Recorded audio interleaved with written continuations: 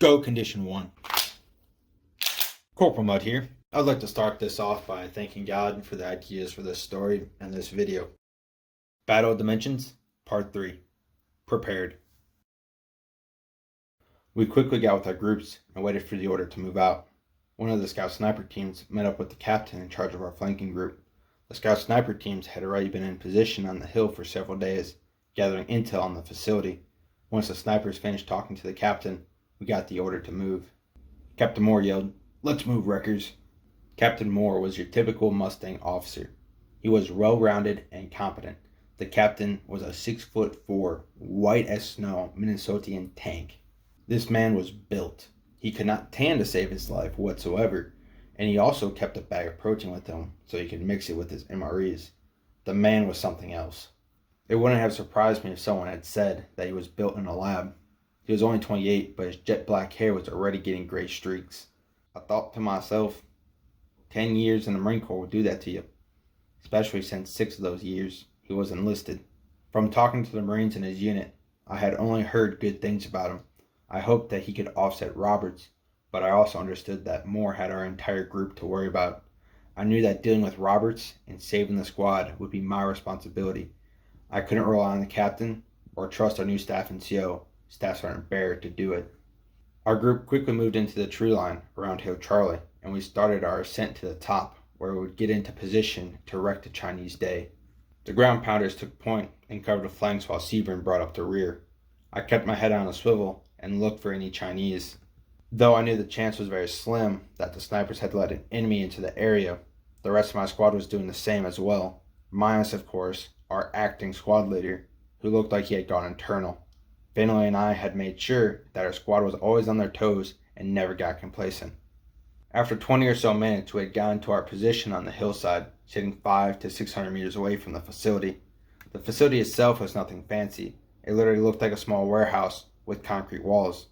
It seemed pretty pathetic, not gonna lie, and a bit of a disappointment.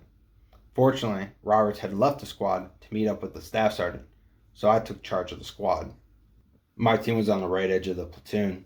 To my left was my squad's other fire team that our fill-in squad leader, Sergeant Roberts, was in charge of, except he wasn't there, so Lance Corporal Blake was directing the team. Blake was short and skinny with an extremely dark complexion. He was from South Carolina, had a southern twang, and spoke better Spanish than any other Marine I had met that wasn't Hispanic. I once asked him why he knew Spanish so well, and he told me, "I wanted to impress the girls at my school." I asked him how that went, and he got sad and told me, "No, they liked the French boys better. They thought they were more romantic."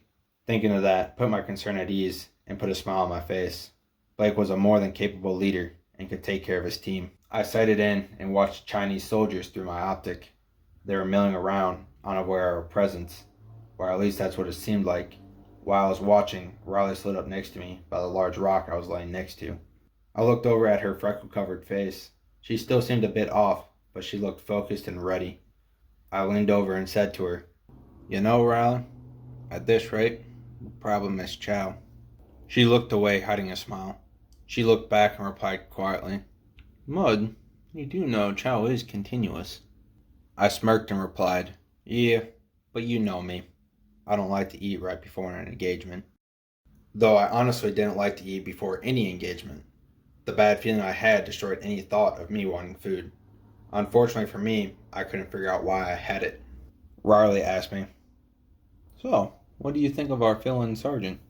I thought to myself, I don't like him at all. At that time, Roberts had just transferred to our platoon, so he was brand new and hadn't shown his true colors yet, but I knew a few things the rest of the platoon did not. I replied, "Riley, that's a seriously loaded question."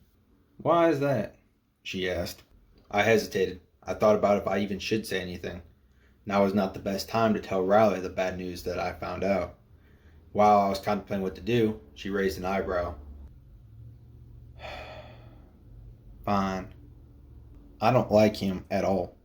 I don't get a good vibe from him, and he's a peacetime sergeant." I thought to myself, I hope she leaves it at that, but knowing her, she won't. "Okay, but I still don't understand why. Roberts has been with us for not even a month, And most of that time, our squads have been on separate missions. And you're seriously judging him for being promoted during peacetime? What's the real reason, Duke? Riley asked. I replied to her, yes, I am.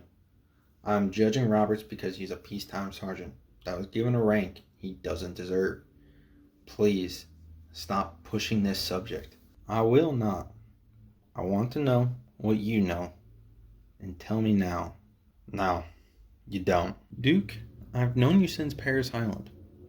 I know you. And I know that if you don't like someone, there's a reason for it. Now tell me. Riley said, no. Duke, for 2, going on 3 years, we have been around each other.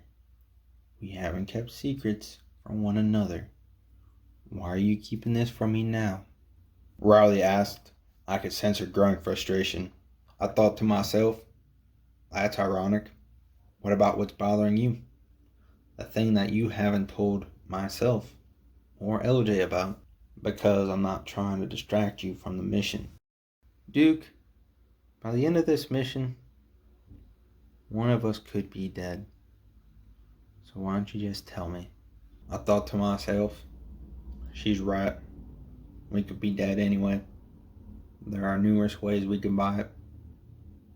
Screw it. I've hated not telling her anyway. I said to her, so you remember Mark from when we first joined the platoon? Well, he ended up under Roberts at his last unit. I talked to him the other day, and he told me not to trust or rely on Roberts. When I pushed about why, like you are with me, he said that Roberts makes poor and honestly stupid combat decisions, ones that got people killed. And when Mark confronted him about it, he later got hit by a vehicle that Roberts was operating, and Mark was paralyzed from the waist down. So if I'm judging him too early, I'm sorry, but I'm going to go with what my corporal told me. I thought to myself, I probably just opened up a can of worms, but it feels good to get that off my chest. Wait, what? I didn't hear about that. Riley said, I didn't know until yesterday when Mark told me. So why didn't you tell me? She asked. I thought to myself, I knew that question was coming. Riley, it was just horrible timing with everything that was going on. I figured I would tell our squad after our mission today. I was trying to be as relaxed as possible. I needed her focused on the task at hand. I was already concerned about her, and I had a bad feeling that everything was going to go wrong. I went to sight back into my optic, but I paused for a second and locked eyes with Riley. Her eyes were full of anger.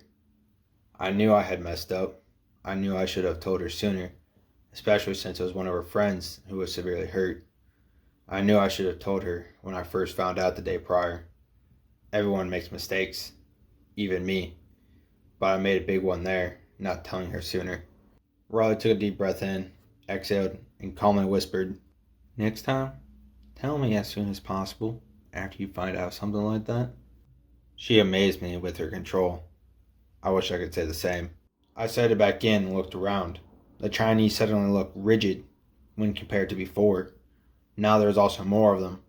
They were also setting up 4 additional machine guns, 2 facing the road and 2 on the southeast corner of the facility, facing the section of the hill we were on. Without even looking away, I said to Riley, I think they know we're up here. Go tell Finley, Staff Sergeant, go tell Staff Sergeant that they're setting up 4 additional machine guns, 2 on the road approach and 2 on the southeast corner, facing us. I thought to myself, I figured that someone would already be reeling this up the chain.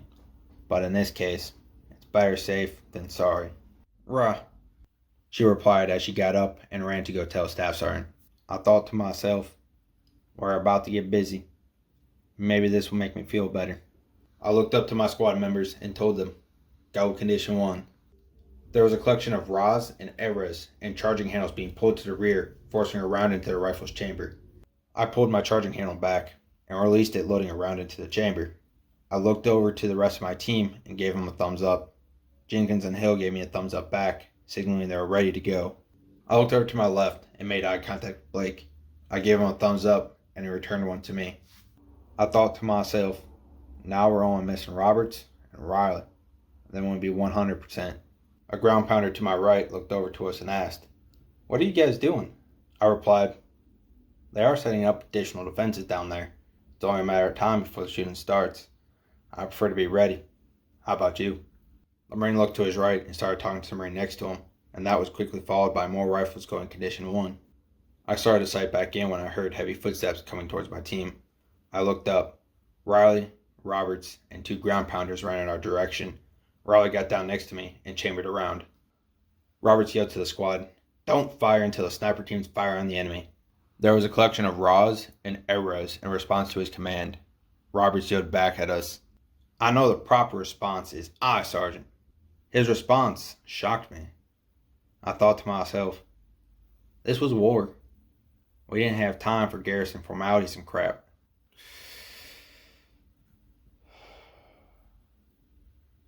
Aye, Sergeant. I tried to hide the frustration in my voice. Now I see why Max said what he said. Roberts yelled back to me, "Corporal, it is Sergeant, not Sergeant." I thought to myself, no wonder Marines get killed under Roberts. He cares about all the wrong things. "Ah, Sergeant." I made sure to pronounce every syllable. He didn't like that at all, but I found it humorous. I thought to myself, pound sand. Roberts responded, "When we get back, we'll deal with your attitude, Corporal." I thought to myself, send it. Good to go. I replied to my temporary sergeant. Man, was I missing Finley already. Roberts got down and said, "Make your weapons condition 1. While he said that, he racked his bolt back, making his weapon condition 1. He looked around and yelled, "Why is no one going condition 1? I was about to respond when Blake beat me to it and answered, "We already did it. We are all already condition 1. Sergeant." Roberts immediately responded, "Did I tell you to do that?" I answered before Blake could and said, "No, you didn't." "So then why did you?" Roberts yelled. I couldn't believe what I heard. What he said blew my mind. Because it was a smart thing to do to go condition 1. I said firmly, with my anger rising, "Whatever, Corporal. We'll discuss this later." He said, and I thought to myself, great. I look forward to it. "Semper," I replied. That got him fired up and he went off and yelled, "Do you have a problem?" "Sergeant, we have a job to do right now. So let's take care of it, and we can discuss any issues later, if we even make it back at all." Roberts was practically bursting at the seams with anger and rage. Not very fitting of a sergeant, I would say. I made eye contact with Blake, and he gave me a nod. I looked over to Riley and raised my eyebrow. She gave me a disapproving glare. She never liked it when I did things like that. I was gloating, and I was also making a hire look dumb, which is not very appropriate for an NCO to do. Still, it felt good though, even if it was, quote-unquote, wrong. I looked past Riley to the 2 ground pounders that had passed before. They were getting down in position with the infantry squad next to us, and were setting up an M240 medium machine gun. I hadn't realized that units still had it. I knew it was multiple times older than I was, and I had thought all units were using the new platform. I guess I was wrong. Another Marine ran past and yelled to everyone to stand by for engagement. There was a collection of safeties being clicked off. I clicked off mine, and I told my team to aim for the machine guns on the southeast corner. I heard other squad and team leaders giving their personnel commands, except for Roberts. I was about to say something to him until I saw something out of the corner of my optic that caught my eye. It was the main force coming around the southwestern hillside, and that was when everything went nuts. Well, that's the end of part 3. Let me know what you guys think in the comments. I'll be trying to get out part 4 as soon as possible. God bless you. Thank you. And this is Corporal Mudd, out.